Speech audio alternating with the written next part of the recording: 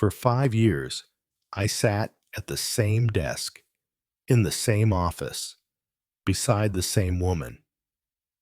Her name was Claire. We were not friends, exactly, not close ones. But every morning, she would walk in at 8:59, 1 minute before the day officially began, place her coffee cup on her desk, sit down, and smile at me, a polite smile, one that said, "Good morning," without the need for words.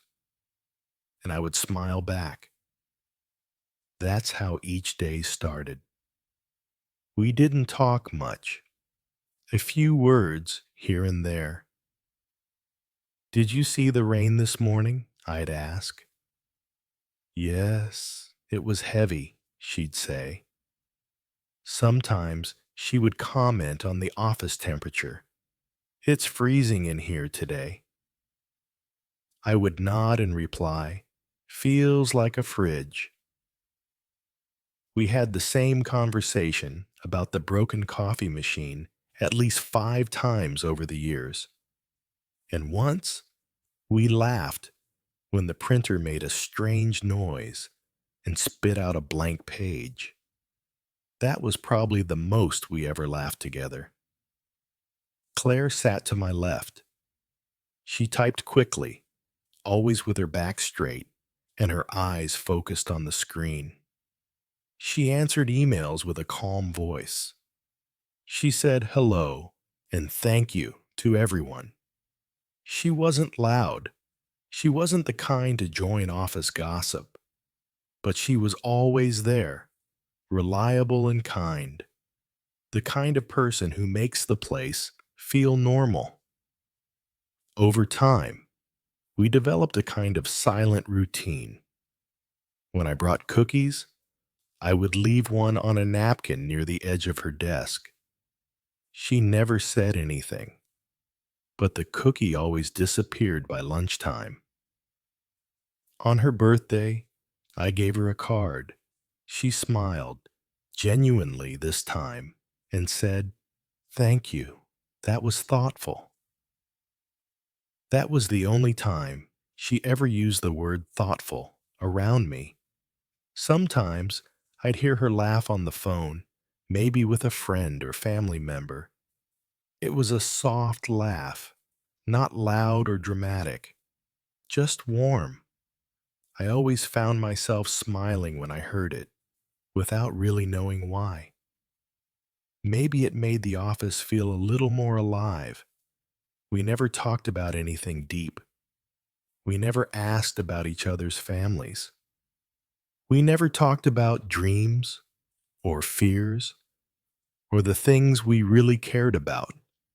But somehow, in the middle of emails, reports, and long, quiet afternoons, she became part of my world. A quiet part, yes, but a part that mattered. Then, one Thursday morning, everything changed.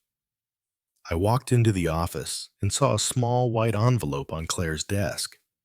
She wasn't there yet. The envelope said, "To the team." A few minutes later, she came in, sat down, and gave the same polite smile. But something was different. Her eyes looked tired, or maybe sad. She opened her email and typed for a while. Then she stood up and walked over to the manager's office. She stayed there for about 20 minutes. When she came back, she was quiet. More than usual. She didn't answer any calls that morning. She didn't make any comments about the weather. And then, just before lunch, the manager sent an email to everyone. Subject: Claire's resignation. I read the message twice, then a third time. I couldn't believe it.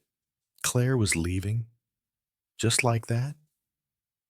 I looked at her, but she was focused on her screen. I wanted to say something. "Why are you leaving?" Or, "Is everything okay?" Or even, "I'll miss you." But nothing came out. Just silence. That long, strange silence we always shared. The next few days felt different. People came over to say goodbye. Claire smiled politely, accepted hugs, and thanked everyone. She brought in a chocolate cake on her last day. I ate a piece, but I couldn't taste it. I just kept thinking, she's really going. At 4:55 p.m., she stood up, picked up her bag, and turned to me. "Well, goodbye," she said. I stood up. "Goodbye, Claire," I said. She gave a small nod, smiled again, and walked away. And just like that, she was gone. The next morning, her desk was empty. Her chair was pushed in neatly. The small cactus plant she kept on her windowsill was gone.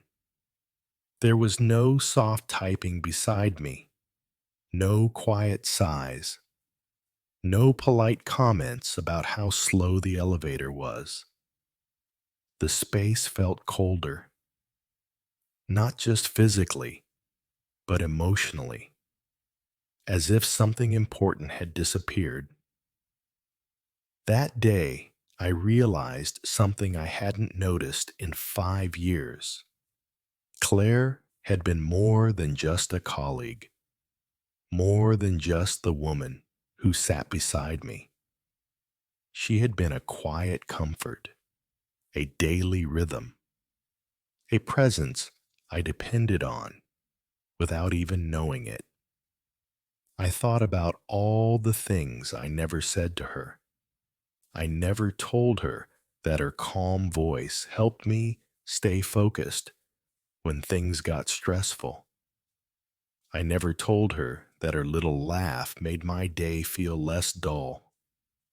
I never told her that I admired how she treated people with kindness, even when they were rude or rushed. I never said thank you. Not really. For 5 years, we shared the same space. We lived parallel lives, close but separate. And now that connection, however small, was gone. I kept thinking, why didn't I speak more? Why didn't I ask about her weekend? Why didn't I invite her for coffee or lunch at least once? We always think we have time. We believe there will always be another Monday, another morning, another quiet moment when we can finally say what we mean.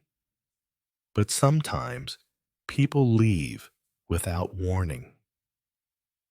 And the words we never say stay with us longer than we expect. After Claire left, they moved a new person into her desk. A cheerful young man named Jake. He talks a lot about movies, sports, politics. He's friendly, the kind of person who fills the air with words, but something still feels missing. That quiet rhythm, that soft presence, that simple smile at 8:59. I still leave a cookie on the edge of my desk sometimes, out of habit. Jake eats it and says, "Thanks, man," but it's not the same.